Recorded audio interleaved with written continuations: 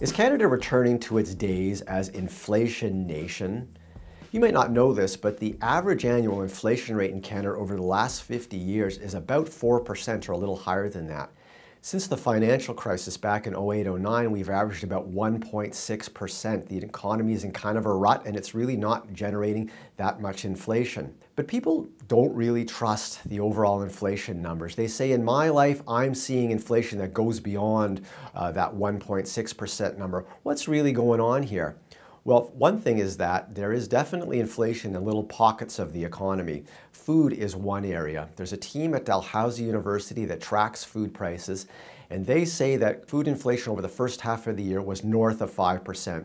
They singled out meat prices, up about 11% from January through mid-May. Now, part of that might be the advent of barbecue season, but nevertheless, that is a big price increase. Cars are also going up in price, about 4.2% year over year, 2016 versus 2015. Perception is part of the problem here. A Statistics Canada report says that we tend to overemphasize the impact of things we buy frequently and compared to things we buy infrequently. And as it happens, things like gas and food that we buy all the time tend to show higher inflation rates than big ticket items we buy once in a while, like furniture, computer equipment, and clothing.